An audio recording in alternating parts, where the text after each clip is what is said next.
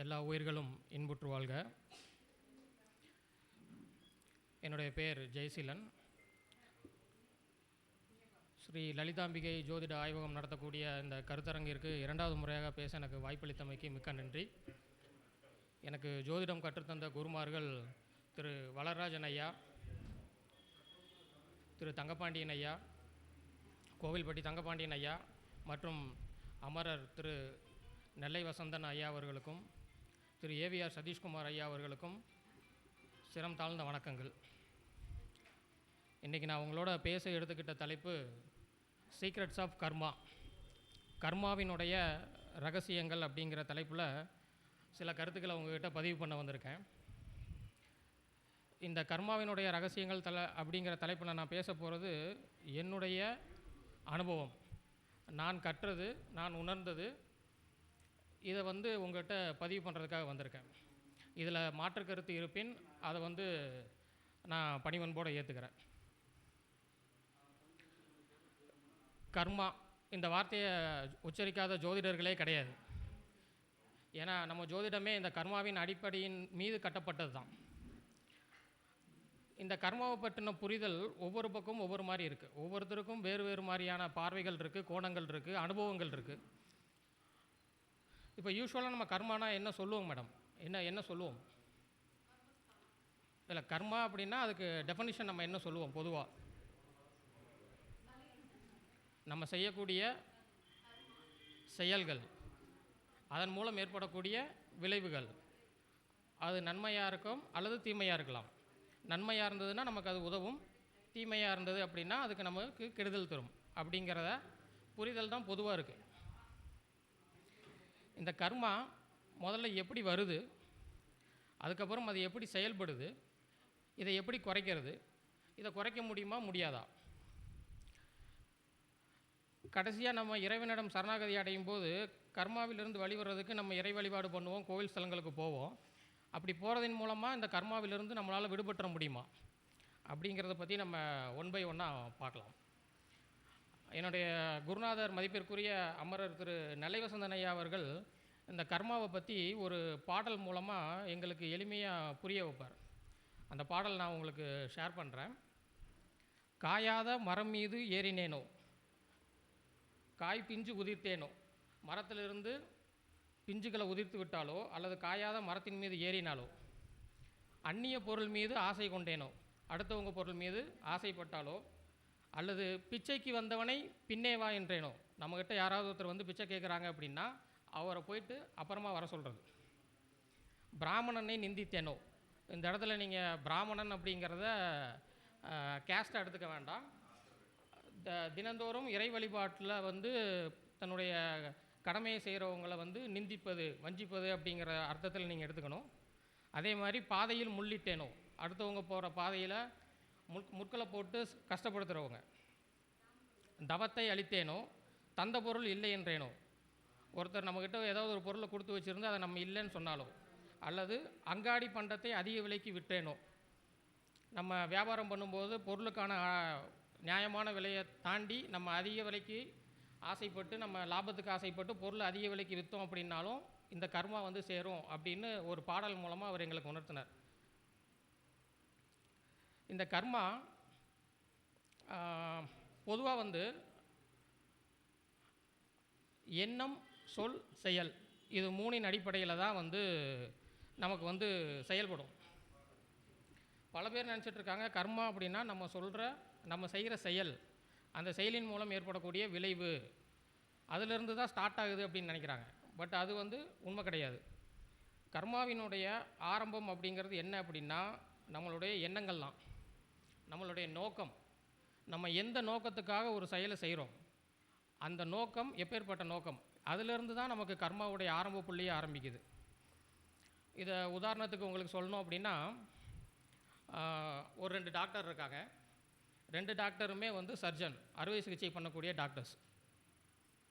ஒரு டாக்டர் ஒரு பேஷண்ட் உயிரை காப்பாற்றணும் அப்படிங்கிறதுக்காக சர்ஜரி பண்ணுறார். அவருடைய நோக்கம் என்பது ஒரு நோயாளியை குணப்படுத்தணும், அவருடைய உயிரை காப்பாற்றணுங்கிறது அவருடைய நோக்கம். இந்த இடத்துல அது நல்ல கர்மா அப்படின்னு நம்ம தீர்மானம் பண்ணுறோம். இதே இன்னொரு டாக்டர் ஒரு பேஷண்ட்டோட கிட்னியை திருடுறார் அல்லது உடல் உறுப்புகளை திருடி விற்கிறார் அப்படின்னு வச்சுக்குவோம். அவரும் சர்ஜரி தான் பண்ணுறாரு. 2 பேருமே டாக்டர்ஸ் தான், 2 பேருமே படிச்சிருக்காங்க. 2 பேர் செய்யக்கூடிய செயலும் ஒன்று தான். 2 பேருமே சர்ஜரி தான் பண்ணுறாங்க. பட் ஆனால் இன்னொரு டாக்டர் பண்ணுறது தன்னுடைய சுயநலத்துக்காக அடுத்தவங்களுடைய உடல் உறுப்புகளை திருடி விற்கிறதுக்காக அந்த செயலை செய்கிறார். அப்போ இந்த இடத்துல நோக்கம் என்பது 2 பேருக்கும் வேறுபட்டது. செய்கிற செயல் ஒன்றா இருந்தாலும் அவர்களுக்கான நோக்கம் வேறு. இப்போ இந்த நோக்கத்தின் அடிப்படையில் தான் அந்த கர்மாவினுடைய ஆரம்ப புள்ளியே ஆரம்பிக்குது. ஸோ நம்ம என்ன நினைக்கிறோம், அது என்ன நோக்கம், முதல்ல நம்ம என்ன எண்ணறோம், அதுதான் எண்ணம் தான். அந்த எண்ணம் தான் சொல்லாகும், அந்த சொல் தான் செயலாகும். அந்த செயல் தான் நமக்கு வடிவம் பெறும். அதன் மூலமாக ஒரு விளைவுகள் ஏற்படும். அதுதான் நமக்கு குட் கர்மா, பேட் கர்மா அப்படின்னு நம்ம ஸ்ப்ளிட்டப் பண்ணி வச்சுருக்கிறோம். கர்மாவை பற்றி புராணங்களும் இதிகாசங்களும் பார்த்திங்கன்னா சங்ககால இலக்கியங்களும் வேறு வேறு பார்வையாக இருக்குது. புராணங்களும் இதிகாசங்களும் கர்மாவை எப்படி பார்க்குது அப்படின்னா அதை முற்பிறவியோட தொடர்பு படுத்தி பார்க்குது. நம்ம முற்பிறவியில் செஞ்ச செயல்கள், பாவம் புண்ணியம் அப்படிங்கிறத புராணங்கள் பார்வையாக வைக்குது. பட் நம்மளுடைய தமிழ் சங்ககால இலக்கியங்கள்லாம் அதை என்ன அப்படி பார்க்குது அப்படின்னா அதை ஊழ்வினை, செயல், வினை அப்படின்னு பார்க்குது. ஒரு செயலை செய்யக்கூடியதன் மூலமாக ஏற்படக்கூடிய விளைவு அப்படிங்கிறது தான் இலக்கியங்களோட பார்வையாக இருக்குது. இதை நிறைய இடத்துல தவறான புரிதல் எப்படி இருக்குது அப்படின்னா, ஒரு கர்மா எங்கள் அப்பா அம்மா செஞ்ச பாவம் எனக்கு இப்படி சேர்ந்துருச்சு, அல்லது நான் செஞ்சது என் பசங்களை கஷ்டப்படுத்துது, இப்படியான தவறான கண்ணோட்டங்கள்லாம் இருக்குது. அப்படியெல்லாம் எதுவும் இல்லை. உங்களுடைய கர்மா என்னவோ அதுக்கான பலன்களை நீங்கள் தான் அனுபவிக்க போகிறீங்க. அதை வேறு யாருக்கும் ட்ரான்ஸ்ஃபர் பண்ணவும் முடியாது, வேறு யாரும் மாற்றி அனுபவிக்க முடியாது. அதோட கணக்கு ஆண்டவங்கிட்ட கரெக்டாக இருக்குது. அவர் கணக்கு சரியாக வச்சுருக்கார். ஸோ எந்தெந்த நேரத்தில் என்னென்ன செயல்கள் மூலமாக நம்ம செஞ்சோமோ அதுக்கான விளைவுகளை நம்ம அனுபவிச்சே ஆகணும். இந்த கர்மாவை நான் என்ன சொன்னேன்னா எண்ணம், சொல், செயல் அப்படின்னு சொன்னேன். இதை தாண்டியும் இன்னும் 2 விஷயங்களுமே கர்மாவை தீர்மானிக்கும். அது என்ன அப்படின்னா நம்மளுடைய சுற்றுப்புற சூழல், நம்ம எந்த சூழ்நிலையில் இருக்கோம் அப்படிங்கிறதும் நம்மளுடைய கர்மாவை தீர்மானிக்கும். அதே மாதிரி செய்ய வேண்டிய இடத்துல நம்ம எதுவுமே செய்யாமல் இருந்தோம் அப்படின்னாலும் அதுவும் கர்மாவாக மாறும். நம்ம ஒரு விஷயத்தை எந்த இடத்துல செய்யணுமோ அந்த இடத்துல நம்ம அதை செய்யாமல் தவிர்த்துட்டோம் அப்படின்னாலும் அதனுடைய விளைவும் நமக்கு கர்ம பலன்களாக சேரும் அப்படிங்கிறதா உண்மை. இதை நீங்கள் மகாபாரதத்தில் இருக்கக்கூடிய சங்ககால இலக்கியங்களில் மகாபாரதம் மூலமாகவும் தெரிஞ்சுக்கலாம், அல்லது சிலப்பதிகாரம் மூலமாகவும் நீங்கள் தெரிஞ்சுக்கலாம். சிலப்பதிகாரத்தில் கோவலன் செஞ்ச செயல் அப்படிங்கிற, நீங்கள் கர்மா அப்படிங்கிறத நான் இங்கே செயல்னு சொல்கிறேன். கோவலன் செய்த செயல் அப்படின்னு என்னென்னு பார்த்தீங்கன்னா, கண்ணகியை விட்டுட்டு மாதவி கிட்ட போனது, இல்லறத்தை வேறு பக்கம் அமைச்சுக்கிட்டது, அறநெறியில் இல்லாமல் அறநெறியை தவறி மாதவி கிட்ட போனது கோவலன் செய்த செயல். அந்த செயலின் மூலமாக அவனுக்கு ஏற்பட்டக்கூடிய விளைவு என்னன்னு பார்த்தீங்கன்னா பொருள் இழப்பு. செல்வத்தை இழந்தான், வறுமையில் உழன்றான். வறுமையில் உழன்றதுக்கப்புறம் மதுரை மாநகரை தேடி போய் அங்கே செய்யாத குற்றத்துக்கு ஆள்பட்டு தண்டனை அனுபவித்து மரணத்தை தழுவினான். இது கோவலன் செய்த செயலுக்கு ஏற்ற விளைவு. இது அவனுடைய செயல்னால் ஏற்பட்டக்கூடிய விளைவு. அதுக்கப்புறம் கண்ணகி எடுத்துக்கங்க. கண்ணகியினுடைய செயல் என்ன அப்படின்னு பார்த்தீங்கன்னா, கணவனுக்கு உண்மையாக இருந்தது, தர்மத்தின் வழி நடந்தது, தனக்கு தவறான தீர்ப்பு அளிக்கப்பட்டதோ உணர்ந்து தன்னுடைய கணவனுக்காக போராடி பாண்டிய மன்னன்கிட்ட போராடியது, அதர்மத்தை எதிர்த்து போராடியது. இது கண்ணகி செய்த செயல். அதனுடைய விளைவாக என்னென்னு பார்த்தீங்கன்னா, கண்ணகி இன்றைக்கி தெய்வமாக எல்லாருக்கும் ஒரு உதாரணமாக இருக்காங்க. ஸோ இது கர்மா அப்படிங்கிறது நமக்கு கெடுதல் செய்கிறதுக்காக மட்டும் கிடையாது. ஸோ அந்த கர்மாங்கிறது நமக்கு எப்படி விளையுது, எப்படி வருது, அதனுடைய பலன் நமக்கு எப்படி வருதுங்கிறது நம்ம செய்யக்கூடிய செயலை பொறுத்து தான் அமையும். ஸோ இங்கே கண்ணகியுடைய கர்மா அதை உயர்வான ஸ்தானத்துக்கு கொண்டு போச்சு. கோவலனுடைய கர்மா அவனுக்கு மரணத்தை தேடி தந்தது. அதுக்கப்புறம் பாண்டிய மன்னனோட கர்மா என்னன்னு பார்ப்போம். இதே கதையில் அடுத்து வரக்கூடியது பாண்டிய மன்னன். பாண்டிய மன்னனுடைய கர்மா என்னன்னு பார்த்துக்கிங்க அப்படின்னா, சரியாக நீதி விசாரணை பண்ணாமல் கோவலனுக்கு தீர்ப்பு கொடுத்து அவனுடைய உயிரிழப்புக்கு காரணமாக அமைந்தது பாண்டிய மன்னனுடைய கர்மாவாக சேர்ந்தது. அதுக்கு பாண்டிய மன்னனுக்கு கிடைத்த தண்டனை என்னன்னு பார்த்தீங்கன்னா, உண்மை தெரிந்ததுக்கப்புறம் அவமானப்பட்டு தவறான தீர்ப்பை கொடுத்துட்டோம் அப்படின்னு அவமானப்பட்டு உயிரை மாய்த்து கொண்டது பாண்டிய மன்னனுடைய செயலுக்கு ஏற்ற விளைவாக வந்து சேர்ந்தது. இங்கே அரசனாக இருந்தாலும் ஆண்டியாக இருந்தாலும் தன் செய்த செயலிலிருந்து அதற்கு ஏற்படக்கூடிய விளைவுகளிலிருந்து யாருமே தப்பிக்க முடியாது அப்படிங்கிறதான் இதனுடைய நியதி. இது இல்லாமல் நான் இன்னொரு காரணமும் சொன்னேன், சூழ்நிலை அப்படின்னு சொன்னேன். இது வந்து சமூக கர்மா அப்படிங்கிற கேட்டகரிக்கு கீழே கொண்டு வருவாங்க. சமூக கர்மா அப்படின்னு என்ன அப்படின்னா, ஒரு இடத்துல ஒரு அநீதி நடக்குது அப்படின்னா அந்த அநீதியை நம்ம தட்டி கேட்காம வேடிக்கை பார்த்துட்டு இருக்கிறது. மதுரை மக்கள் பாண்டிய மன்னன் தவறான தீர்ப்பு கொடுத்துட்டான்னு தெரிஞ்சும் மன்னரை எதிர்த்து பேசாமல் விட்டதனுடைய விளைவு மதுரை மாநகரமே பற்றி எறிந்தது. ஸோ இங்கே சமூக கர்மாவாக அது வேலை பார்த்தது. ஸோ இப்படி கர்மா அப்படிங்கிறது நம்மளுடைய எண்ணம், சொல், செயல், செய்ய வேண்டிய இடத்துல சரியானவற்றை செய்யாதது, நம்மளுடைய புறச்சூழல், இது அத்தனையும் சேர்ந்து தான் கர்மாவை தீர்மானிக்குது. ஸோ இதுதான் வந்து கர்மா எப்படியெல்லாம் வேலை செய்யுது அப்படிங்கிறதுக்கு நம்ம இதிகாசத்திலிருந்து நம்ம உதாரணங்களாக எடுத்துக்கலாம். அடுத்ததாக திருமூலர் வந்து திருமந்திரத்தில் நமக்கு வந்து சொல்லி கொடுத்தது என்ன அப்படின்னா, வினை விதைத்தவன் வினை அறுப்பான் அப்படின்னு ஒரே வரியில் சிம்பிளாக முடிச்சிட்டார். இதுக்கு என்ன விளக்கம் அப்படிங்கிறது நான் சொல்லி உங்களுக்கெல்லாம் தெரிய வேண்டியதில்லை. வினை விதைத்தவன் வினை அறுப்பான் அப்படின்னா நம்ம என்ன செய்கிறோமோ அதுக்கான பலன் தான் நம்மளை வந்து சேரும் அப்படிங்கிறது. இதுக்கு முன்னாடி ஒரு மீட்டிங்கில் கூட நான் பேசும்போது, இது ரிலேட்டடான கர்மா ரிலேட்டடான மீட்டிங்கில் நான் பேசும்போது ஒரு கேள்வி கேட்டேன். அந்த காலத்தில் நம்மளுடைய தமிழர்கள் எப்படியெல்லாம் வாழ்ந்தாங்க அப்படின்னா, நீதிக்கும் நேர்மைக்கும் ஏதாவது பங்கம் ஏற்பட்டது அப்படின்னா உயிரை மாய்க்கக்கூட தயங்க மாட்டாங்க, துணிவார்கள். அப்படிப்பட்ட சமூகத்திலேருந்து நம்மெல்லாம் வந்திருக்கோம் அப்படின்னு நான் ஒரு கூட்டத்தில் பேசிகிட்டு இருந்தேன். அப்போது ஒரு 7th 8th படிக்கிற பையன் நினைக்கிறேன், 7th 8th படிக்கிற பையன், எனக்கு சரியாக ஞாபகம் இல்லை.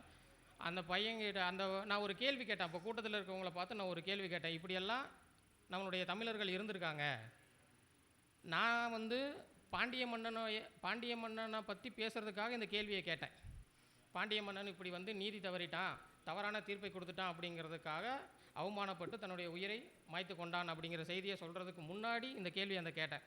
அந்த பையன்கிட்ட இப்படியெல்லாம் நம்ம தமிழ் சமூகத்தில் இருந்திருக்காங்கப்பா, உனக்கு அப்படி யாரையாவது தெரியுமா அப்படின்னு நான் பொதுவாக கூட்டத்தில் கேட்டேன். அப்போ அந்த சின்ன பையன் எந்திரிச்சு அப்படி ஒருத்தர் தெரியுங்க அப்படின்னு சொன்னான். சரி, நம்ம பேசுகிறது ஜோதிடம் சம்மந்தப்பட்ட ஒரு டாப்பிக்கு. அந்த பையன் அவங்க அப்பா கூட வந்திருக்கான். ஆப்வியஸாக அவங்க அப்பாலாம் பேசும்போது ஏதாவது கேட்டிருப்பான் போல் அப்படின்னு நானும் ஒரு க்யூரியாசிட்டியில் அந்த பையன்கிட்ட, சரி தம்பி உனக்கு தெரியும்ல நீ சொல்லு அப்படின்னு கேட்டேன். அப்போ அந்த பையன் சரத்குமார் சார் அப்படின்னா. எனக்கு ஆச்சரியமாக போச்சு, சரத்குமாரா, அப்படி யாரையும் ஒருத்தர் நம்ம கேள்விப்பட்டது இல்லையே, அப்படி உயிரை மாய்த்தவர்னு நம்ம எங்கேயுமே பார்க்கலையே, நம்ம என்ன பண்ணுறது? ஒரு சின்ன பையன்கிட்ட நம்ம இப்போ கேட்டுட்டோம், அவரும் பதில் சொல்லிட்டாரு, இப்போ அது யாருன்னு நமக்கு தெரியாதுன்னு சொன்னால் நமக்கு ஒரு மாதிரி ஆயிடுமே, எனக்கு ரொம்ப கூச்சமாக போச்சு. சரி, வேறு வழி இல்லை, மேடையில் இருக்கோம், அந்த பையனும் பதில் சொல்லிட்டான், நம்ம திருப்பி கேட்டு தான் ஆகணுங்கிறனால, எனக்கு தெரியலப்பா, சரத்குமார் இப்படி வந்து பண்ணியிருக்காரு அப்படின்னா, சரத்குமார்னு ஒருத்தர் பண்ணியிருக்காருன்னு எனக்கு தெரியாது அப்படின்னு, உனக்கு தெரியுமா நீ சொல்லு அப்படின்னு கேட்டேன். ஆமாம் சார், நாட்டாமா படத்தில் தம்பிக்கு தப்பான தீர்ப்பு கொடுத்துட்டோன்னு சரத்குமார் செத்து போயிட்டார் சார், உங்களுக்கு தெரியாதா சார் அப்படின்னு கேட்டாங்க. அப்போ தான் எனக்கு தெரிஞ்சது அவர் நடிகர் சரத்குமார் நாட்டாமா படத்தை பற்றி சொல்லியிருக்காங்கன்னு. சொல்லிவிட்டு அந்த தம்பி பேசினார், என்கிட்ட திருப்பி ஒன்று வார்த்தை கேட்டார், எவ்வளவோ பேசுகிறீங்க, நாட்டாமா படத்தை பார்த்தது இல்லைங்களா அப்படின்னு கேட்டார். ஸோ இந்த மாதிரி நிறைய வந்து கர்மாவை பற்றின நிறைய விஷயங்கள் இருக்குது. அது எப்படியெல்லாம் செயல்படுதுங்கிறத நம்ம கொஞ்சம் புரிஞ்சு அறநெறியில் வாழணும். அறநெறி தவறாமல் நம்ம வாழணும் அப்படின்னா எந்த கர்மாவை பற்றியும் நம்ம கவலைப்பட வேண்டியதில்லை. நம்ம செஞ்ச பாவ புண்ணியங்களை படம் பிடிச்சி காட்டுறவர் வந்து ராகு கேதுக்கள் தான். இந்த ராகு கேதுக்கள் தான் வந்து நம்ம செய்கிற நல்லது கெட்டதை படம் பிடிச்சி சனீஸ்வர பகவான்கிட்ட கொடுத்துருவார். அந்த சனீஸ்வர பகவான் தான் நீதிமான். அவர் தான் கர்மத்தை நிலைநாட்டக்கூடியவர், தர்மத்தை நிலைநாட்டக்கூடியவர், கர்மத்தை நிலைநாட்டக்கூடிய சனீஸ்வர பகவான்கிட்ட கொடுத்துருவார். அந்த சனீஸ்வர பகவான் நம்மளுடைய செயல்களுக்கு ஏற்ப விளைவை தான் நம்ம அனுபவிக்கிறதுக்கு அவருடைய 7.5 சனி, அஷ்டம சனி, கண்டக சனி காலகட்டங்களில் நமக்கு கொடுக்குறார். சனி வந்து 30 வருஷத்துக்கு ஒரு முறை சுற்றி வந்துட்டதுக்கப்புறமா நம்ம செஞ்சக்கூடிய வினைகளில் பாதி வினையை நம்ம கடந்துட்டதாக அர்த்தம். நம்மளுடைய எல்லா கர்ம வினையும் நம்மளுடைய ஒரே பிறப்பில் முடிஞ்சு போகிறதில்ல. திரு நெல்லைவசந்தன் ஐயா அவர்கள் அருமையாக சொல்லுவார், மொத்தம் ஒரு மனிதன் அப்படிங்கிற ஒரு ஆன்மா அப்படிங்கிறது மொத்தமாக வந்து அவர் என்ன சொல்லுவார் அப்படின்னா 49 பிறப்பெடுக்கும்னு சொல்லுவார். ஒரு ஆன்மா வந்து மொத்தமாக 49 பிறப்பெடுக்கும். 49வது பிறப்பு அப்படிங்கும்போது அது அதோடைய இறுதி பிறப்பாகும். அப்போ வந்து அது இறைவனுடைய திருவடியை சரணாகதி அடைஞ்சிரும் அப்படின்னு சொல்லுவாங்க. அது என்ன கணக்கு அப்படின்னா 7 ஜென்மம் தான். 7 ஜென்மம் அப்படின்னா 7 × 7ன்னு போட்டிங்கன்னா 49ன்னு வரும். இதை வந்து திரு நெல்லைவசந்தன் ஐயா அவர்கள் அழகாக எங்களுக்கு வகுப்பில் சொல்லி கொடுத்துருக்காங்க. இந்த 49 ஜென்மங்கள் முடிஞ்சு நம்ம இறைவனை சரணாகதி அடைஞ்சிருவோம். அதுக்கப்புறம் வந்து அது தொடராது அப்படிங்கிற ஒரு நம்பிக்கை இருக்குது. இந்த கர்மா நம்மளை தாக்கத்திலிருந்து நம்ம குறைஞ்சிக்கணும், நம்மளை வந்து காப்பாற்றிக்கணும், நமக்கு அது தாக்கம் வந்து கம்மியாகணும் அப்படின்னா அதுக்கு நிறைய இறை வழிபாடுகள்லாம் இருக்குது. முக்கியமாக அதுக்கு சரியான ஸ்தலம் அப்படின்னா அது காசி தான். காசியை கண்டபோது கர்மங்கள் தொலைய கண்டேன் அப்படின்னு சிவபெருமானுக்கே விமோசனம் கொடுத்ததுங்கிறது காசி தான். சரி, இந்த கர்மா அப்படிங்கிறது மனுஷனுக்கு மட்டும்தானா, அரசனுக்கு மட்டும்தானா, இறைவனுக்கு கிடையாதா? இறைவன் நினச்சா கர்மாவை மாற்ற முடியுமான்னு நம்மக்கிட்ட ஒரு கொஸ்டின் இருக்குது. இறைவனாக இருந்தாலும் கர்மாவை அனுபவிச்சு தான் ஆகணும். அதிலிருந்து மாற முடியாது. அதை அனுபவிச்சு தான் கடக்கணும். அதுதான் நமக்கு புராணங்களும் இதிகாசங்களும் நமக்கு சொல்லியிருக்கு. அதுதான் நம்மளுடைய வாழ்க்கை தத்துவமாகவும் இருக்குது. அதை வந்து மனிதருக்கு உணர்த்துவதற்கு தான் இறைவனும் அதற்கு ஆட்பட்டு அந்த கர்மாவை அனுபவிச்சுட்டு தான் அவங்க வந்து போயிருக்கிறாங்க. சிவபெருமான் பிரம்மன் வந்து சிவபெருமானுக்கிட்ட ஆணவமாக நடந்தபோது அவருடைய 5வது தலையை சிவபெருமான் வெட்டி விட்டார். அப்படி வெட்டியதின் மூலமாக சிவபெருமானுக்கு பிரம்மகத்தி தோஷம் வந்து சேர்ந்ததாக புராணங்கள் சொல்லுது. அப்படி பிரம்மகத்தி தோஷம் வந்து சேர்ந்ததுக்கப்புறம் அவருடைய பசி அடங்காமல் எல்லா பக்கமும் நாடாக போய் அலைஞ்சு திரிஞ்சு பிச்சை எடுத்து சாப்பிட்டும் அல்லது நாடாக அலைஞ்சு திரிஞ்சு பிச்சை எடுத்தும் கூட அவருடைய பசிங்கிறது அடங்கலை. அந்த பிரம்மனுடைய தலையானது அந்த அவருடைய கையில் ஒட்டிக்கிட்டு எல்லாத்தையும் சாப்பிட்டதன் மூலமாக வந்து பசி அடங்காமல் இருந்ததாக நமக்கு புராணங்களில் கதை சொல்லப்படுது. அப்படிப்பட்ட சிவபெருமானே காசிக்கு போய் கங்கையில் குளித்து அன்னபூரணியை தரிசனம் பண்ணதுக்கப்புறம் தான் அவருடைய கர்மா விட்டது அப்படின்னு நமக்கு கதை உண்டு. ஸோ அப்படி கர்மதோஷம் விலகிறதுக்கு மிக முக்கிய பரிகார ஸ்தலங்களில் மெயின் ஸ்தலமானது காசி. இந்த கர்மா நம்மளை கஷ்டப்படுத்தக்கூடாது, அதிலிருந்து நம்ம தப்பிக்கணும் அப்படின்னா நம்மளுடைய வாழ்க்கை நெறிமுறையை நம்ம அறநெறி சார்ந்து அமைச்சிக்கணும். நம்மளுடைய எண்ணம், சொல், செயல் இதால் யாருக்கும் துன்பம் விளைவிக்காத வாழ்க்கையை நம்ம வாழணும். அப்படி வாழ்கிறதுக்கு ஆரம்பிச்சிட்டிங்க அப்படின்னா உங்கள் கர்மா குறைய ஆரம்பிச்சிருச்சுன்னு அர்த்தம்.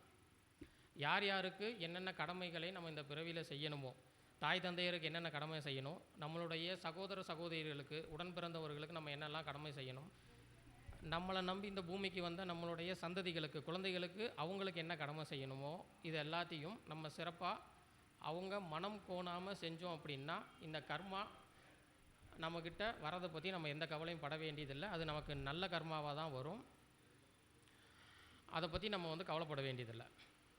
அறத்தின் வழியில் நின்று நடப்பவர்களுக்கு அவங்க இந்த 7.5 சனியை பற்றியோ அஷ்டம சனியை பற்றியோ கண்டக சனியை பற்றியோ யாரும் கவலைப்பட வேண்டியதில்லை. ஸோ உங்களுடைய வாழ்க்கை நெறிமுறையை அறநெறி தவறாமல் அமைச்சுக்கங்க.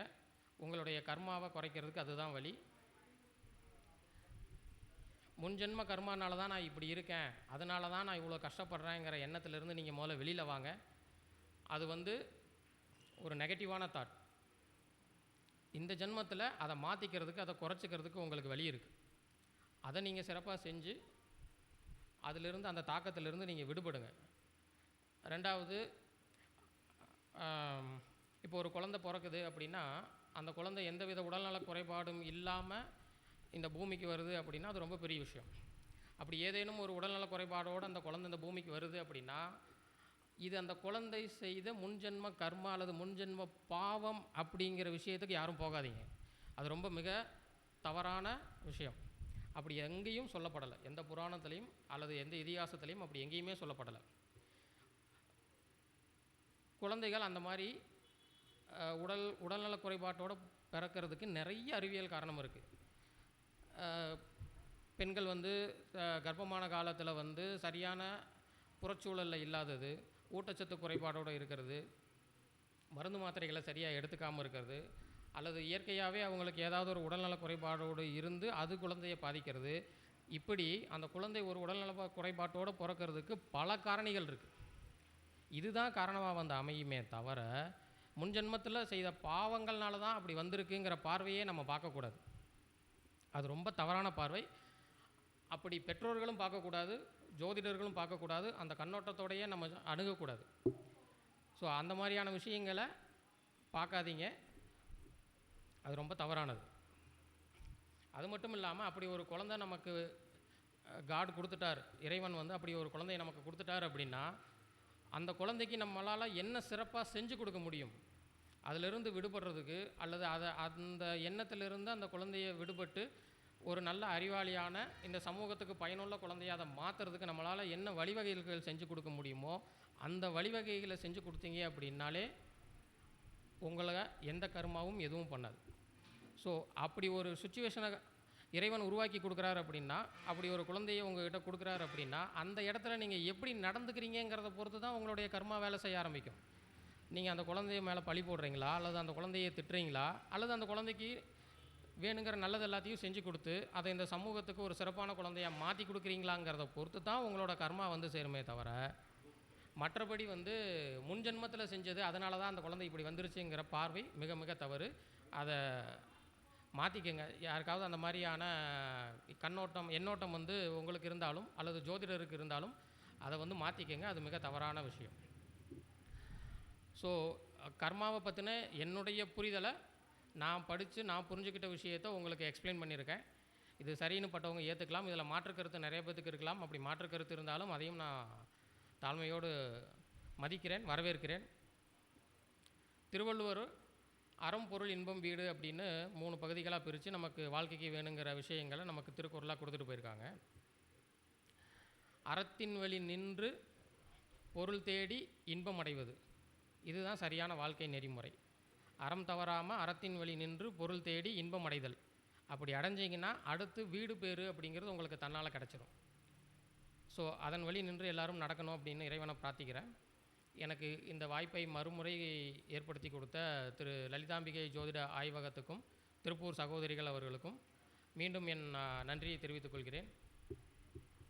நன்றி, வணக்கம்.